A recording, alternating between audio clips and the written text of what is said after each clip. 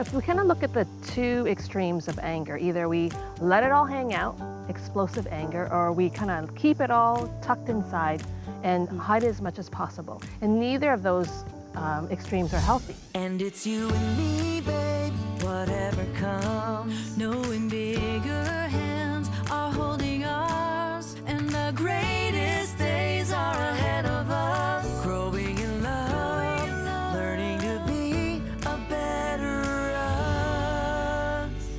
Hi there, welcome to A Better Us and to our home.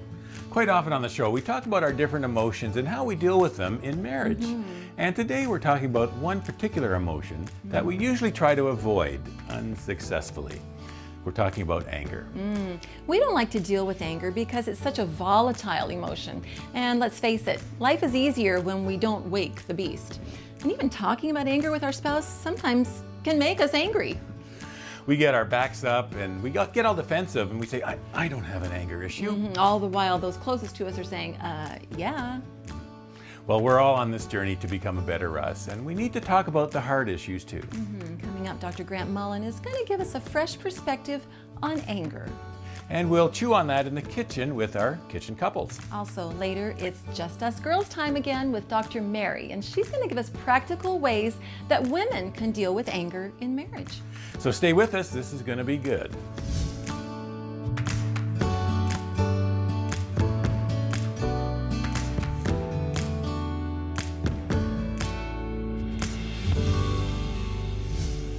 Do you ever get angry? No, of course you don't. You're a Christian. You have complete self-control, so you never get angry. We all know that anger is a sin. But I know you get angry, and don't try to hide it. In fact, it was the first emotion you ever had. When you were born, how did you react? Did you say, oh, this is a nice change. Who are all these nice people I'd like to meet? No, you were mad, and they had no right to take you out of your warm, cozy place. You shrieked, it's not fair. And in your first year, you used anger and screaming to manipulate people to do whatever you wanted. So you know all about anger. It's always close by, ready to explode. Anger is our most dangerous emotion because it's the one that Satan can so easily trigger and magnify to make it destructive. And that's why the Bible gives us such a clear warning in Ephesians 4:26. In your anger, do not sin. Do not let the sun go down while you're still angry, and don't give the devil a foothold. Anger can be destructive to your marriage. It can tear your relationship apart. The most common trigger of anger in marriage is unmet expectations. When your spouse doesn't meet your expectations and disappoints you, it makes you so frustrated. You hope that by getting angry, it will make your spouse change their behavior. Well, this rarely works. It just makes your spouse angry too. So now you have a standoff. So then your anger just simmers below the surface, waiting for another disappointment that will trigger an explosion. Well, this just builds walls between the two of you. We also get angry with ourselves when we don't meet our own expectations. We beat ourselves up and feel like a failure. So how can you control anger? Here are some tips. 1, realize that no one can make you angry. It's a reaction that you allow. So you can control it, just like you can control any other reaction. Number 2, anger is caused by your interpretation of the event. That's why 2 people can have the same experience, but only one gets angry. The other person doesn't interpret the situation the same way. If you change your interpretation, you won't get angry. Number 3, your interpretation is based on your past life experiences. When you have many painful events in your past, it leaves you with wounds and scars that are easily triggered. And if a current event reminds you of a painful event in your past, it can trigger the same reaction you had then. So you may overreact to the present situation because you're actually reacting to the painful memory. The more pain you have in your past, the more easily your anger will be triggered. So the next time you overreact with anger, after you've calmed down, ask Jesus, where did that come from? Why do I feel so angry? What happened in the past that caused me to react this way? And number 4, the most powerful tool to stop anger is forgiveness. When you forgive, your anger melts away. As Jesus heals the wounds of the past through your forgiveness, you just won't be triggered so easily. A Christian counselor can really speed up this healing process. So if you're having a problem with anger, go and talk to them.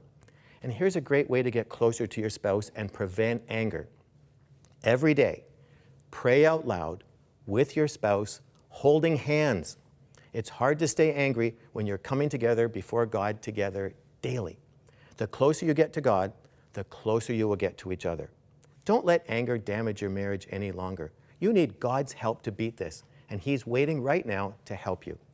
Give Him permission to heal your wounds and teach you how to forgive. Okay, Dr. Grant Mullen, a lot of interesting stuff he shared there, and things that we might say ouch from as well. And but here we are in the kitchen with Pinball, Mike and Diane Clemens, and Eric and Kara Maines. And Hun, you know what? We all deal with anger. Let's just put it out there. We all have that, and we deal with it in different ways. And there can be pretty destructive ways. But you know, the point is, I guess, is trying to, as he was saying, understand what are the triggers, what are some of the things that just kind of can cause you to explode, and you're trying to figure out, wow, where did that come from? This is a very serious issue because, like Ron said, you know, we all deal with anger, and it's how we were trained as kids. How do we handle our anger? Do we let it explode? Do we stuff it inside? Are we allowed to be angry as children? You know, that has a lot to do with then how we handle our anger when we're adults. And I know that and your different personalities have a big part to play too, because Ron, you're very quiet guy, where I'm more animated and I'm more expressive, and so if something has upset me, I need to talk about it. I'm right out there, and he's... And I might just kind of take more time to process it, and it kind of simmers there below the surface. And which could escalate my anger, because I need to talk about it, you know? But sometimes, like lava below the surface, there could be those eruptions that still happen, even though your temperament is not necessarily given to that. Right, regularly. So we have to find a safe way to get our anger out, because like we said, we all deal with it. It's so funny how much Ron and I are. I'm like, yeah, that's me, because I'm the same way. I have to just take a minute, think about it, and just, you know, because I'm not a very confrontational person, right? So, I have to think about my words, right? And Mike, he speaks every day. He speaks for a living. So he knows the right word. He knows how to just go at it, right? But, and so we have to find that balance, right? That he has to kind of give me a chance to think about my words so that I can express myself and get him to understand how I'm feeling. And Mike, we have to learn patience, don't we? Because we want to be right there talking about it. Indeed we do. And I'm not a fusser. I'm not very fussy that way. But it is, I believe, in how we see things. It is our optics. And so if I could sort of maybe discuss just three of them. Myopic is when we're nearsighted. I've got a good buddy, Brian Warren, who says the quickest way to a clear conscience is a short memory, right? So when we forget about the things that we've done, it becomes easy to be critical of someone else. Then myopic, right? That's when we're so consumed with self, right? That we can't see to put someone else first. So when we're angry, right, it's because something has happened to me, and this is, and we are in a relationship. We're supposed to think about the other person first, and the other optic is meek.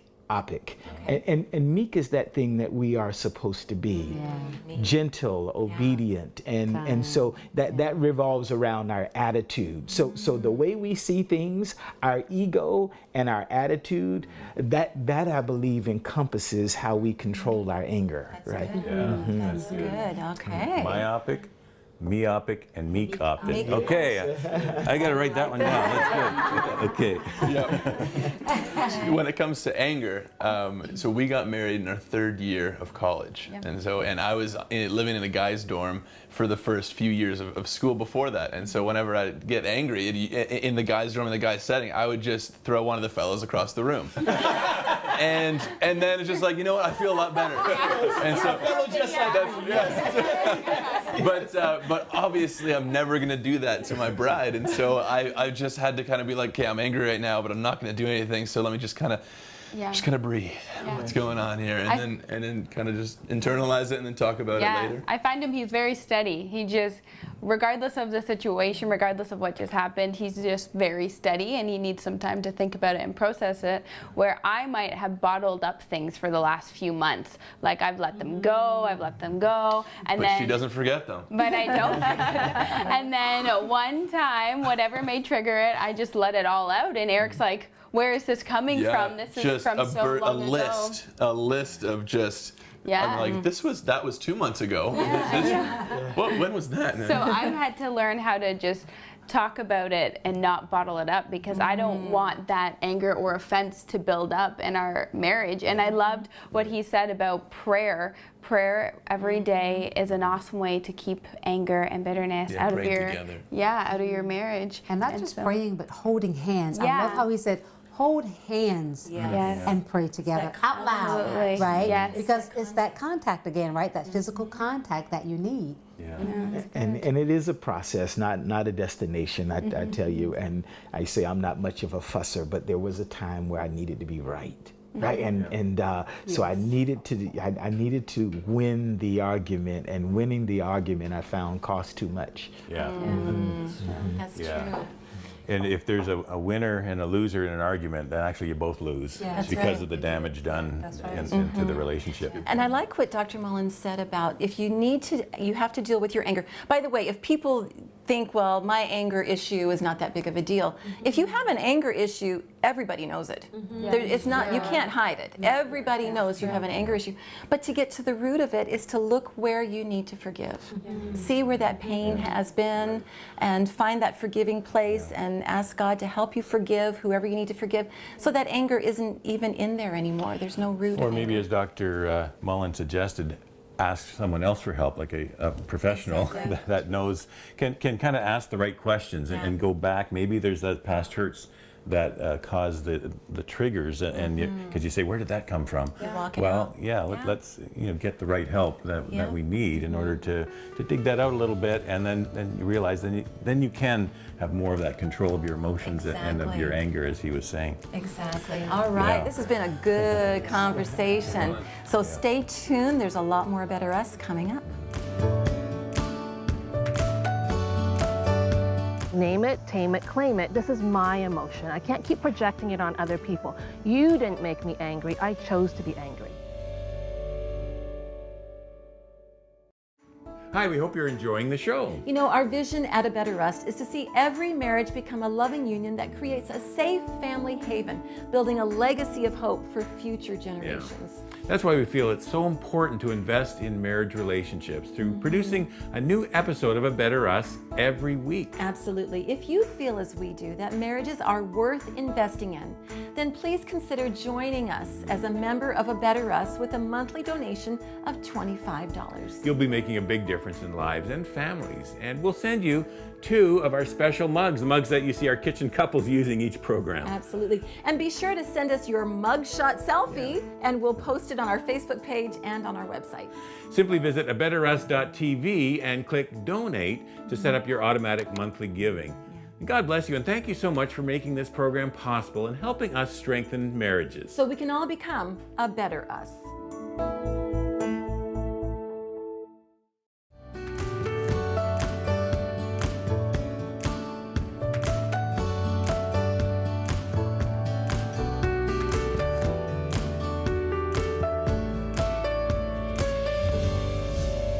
So welcome back to the backyard. We're so thankful to our good friends who have allowed us to come and hang out here, and we're thankful you're hanging out with us too.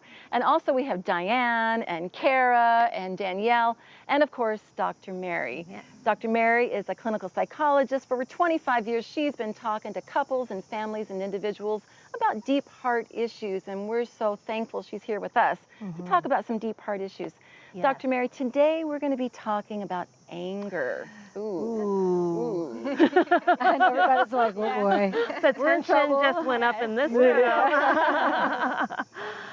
Well, first of all, I don't do angry. I don't do anger because I'm Asian, I am female, and I'm Canadian. Oh, and I'm Christian as well, so we don't do anger. Okay. No. We do passive aggressive very well, but we don't do anger. But all joking aside, I think it's a good topic because if you talk to the average Christian woman, they don't really know what to do with their anger.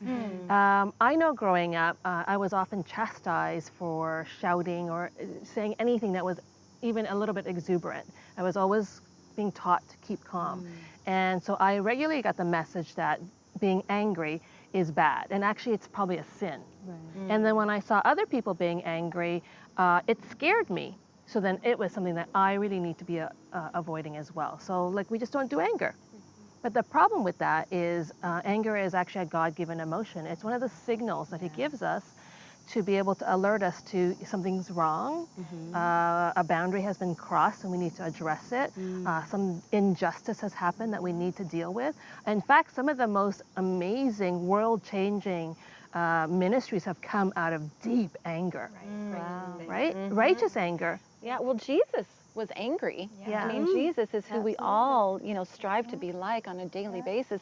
And he showed anger, righteous anger.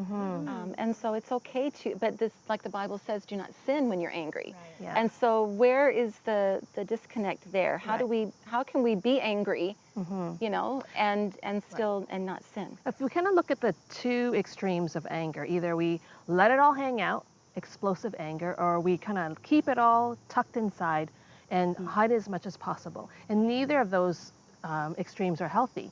Because when you're out there and you're always blasting everyone, you absolutely are harming people. There's no question about it, because what's coming out of your mouth is so rapid fire. You don't have control over that, and you're not even thinking about the impact it has on others. So that causes harm to others. But keeping it in also causes harm to others, but also to yourself, because then you're not being honest with them. So let's say a friend disses me, I'm really angry with her. Instead of confronting her on it, I start to avoid her. And I continue to avoid her, and before you know it, I've unfriended her on Facebook.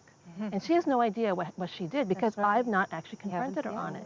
So it's damaging. So I think if anger is used in a way that could be damaging to relationships, if it's used in a way that can be damaging to yourself and to your health, then already it's crossed a line where it's not healthy. It's not the noise factor, because Jesus, when he was flipping over those tables, I'm sure he made a racket. Right? So that's not the case. And for me, I find that I need to actually let myself express my anger in quite a degree of intensity. And for those of you who have young kids, you understand you can't do it in front of your kids, but you have to. So you go and you might do something to help you process anger. For me, I do a lot of journaling, and I just like, And then once I've been able to process my anger, I can then have a greater sense of what's the underlying message, what's the underlying issue that I need to address, and then I can start problem solving. So I don't know if the rest of you have any ideas, but Kara, like what would be some of the things that you've had to deal with anger? Well, I just know for us, when we got married, Eric and I, a scripture was spoken over our marriage, and it was 1 Corinthians 13, verse 4 to 5. And a lot of people know this. Love is patient and it's kind and it does not envy. And then in verse 5 it says, and is not easily angered.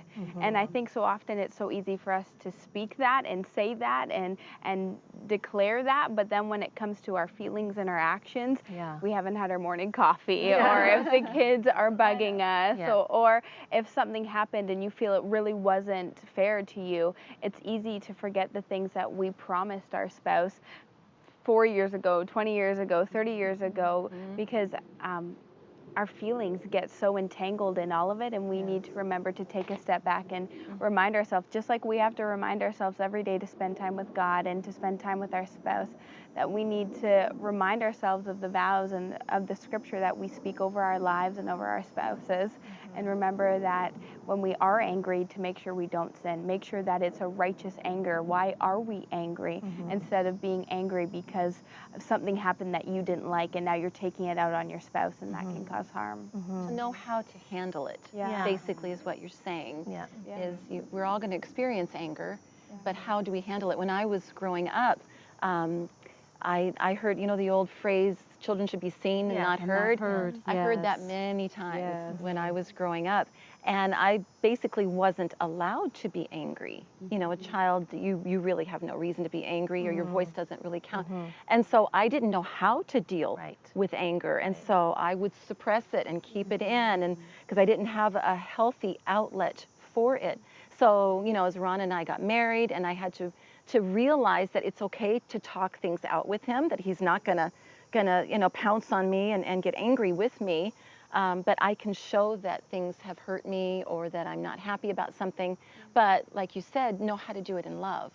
And that's a learning curve. It's a learning curve, and you're going to make lots of mistakes, but you have to try it. So the second component of trying to handle your anger in a godly way is to have grace for our spouse when he's angry. Right. Because he's not going to do it perfectly, but if you trust that his motives deep down is not to harm us, he truly loves us and he is for us, he's just having kind of a bad day.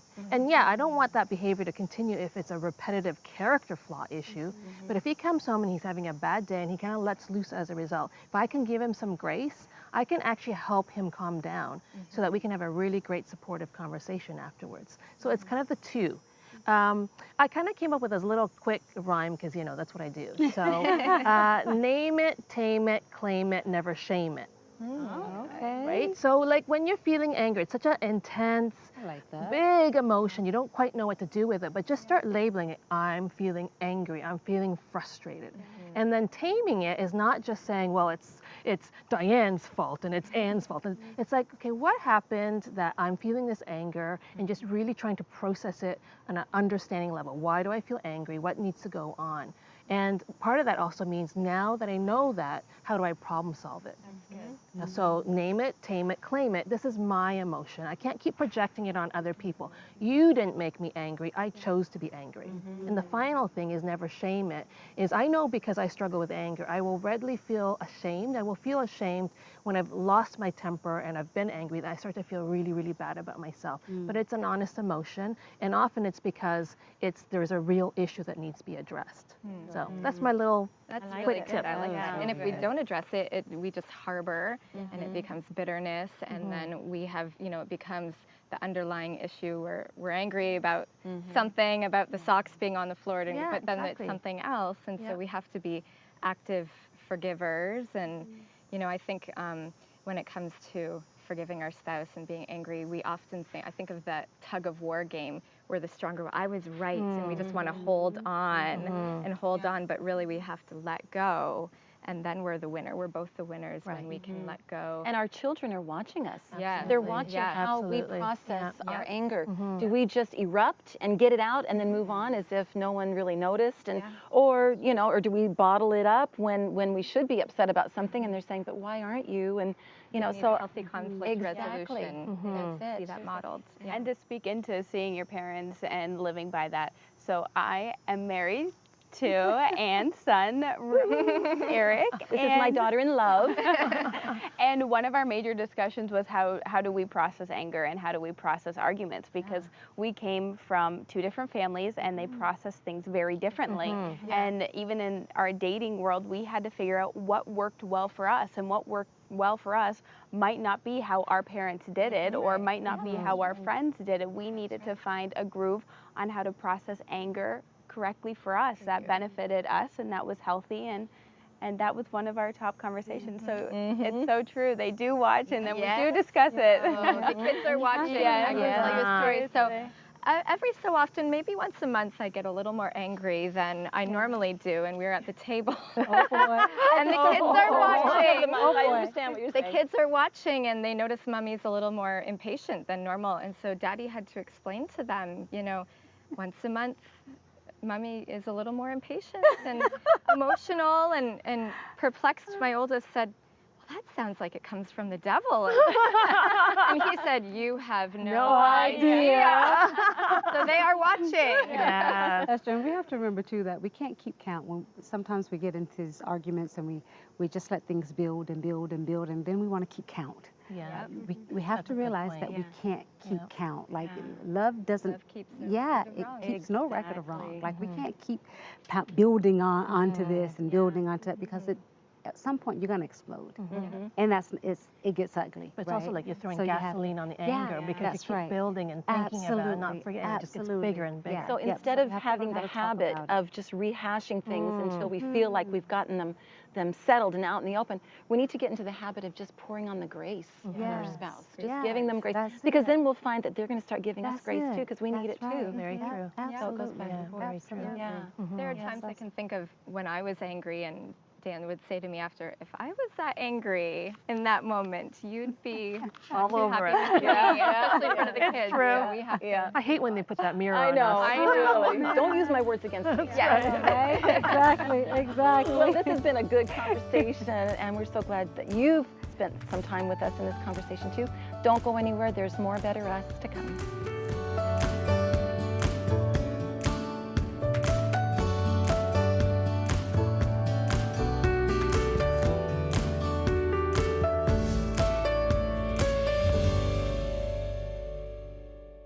Hey friends, Ron and Ann here. We're so glad you're with us at A Better Us, and we pray your marriage is blessed as you take this in.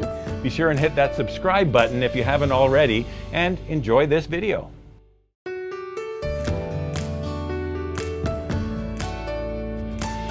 You know, we wrote a book called Saving Your Marriage Before It Starts. It's been used by more than 2 million couples. We never imagined that when we were writing this book. And here's one thing we know for sure. Couples, whether they use our book or any other, if they get competent premarital help on the front end of lifelong love for a minimum of at least 6 hours, here's what we know. They reduce the chances of divorce by at least 31%. Right. And they increase the level of contentment and happiness and fulfillment in the relationship by at least a third.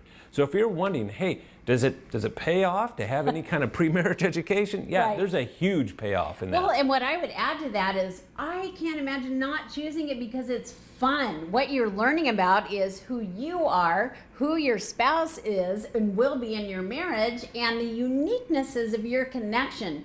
You want to walk into that relationship with awareness. Right, awareness of each other's personalities and our communication styles and how we manage conflict and all the rest. We know more as a professional community about how to build a successful marriage than we've ever known before. It's not a guessing game. We know. Why in the world would you not avail yourself of incredible and helpful premarital education?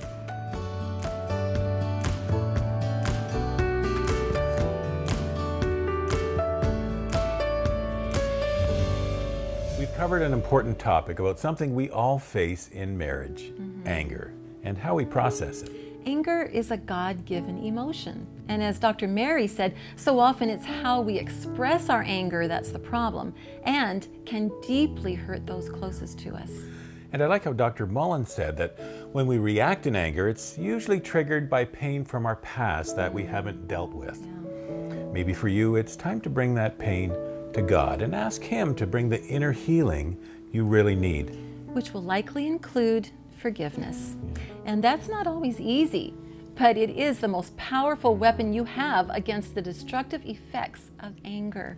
Dr. Mullen said, give God permission to heal your wounds and teach you how to forgive. If you'd like someone to help you get that conversation started with God, we'd love to pray with you. The number on your screen is our prayer line, and it's answered by loving people 24 hours a day, 7 days a week. Thanks for spending time with us. And remember, with God, there is always hope to become a better us.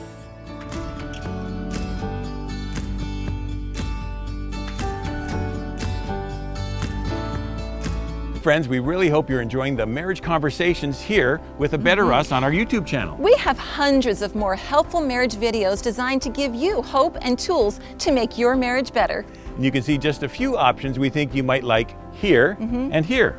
Enjoy!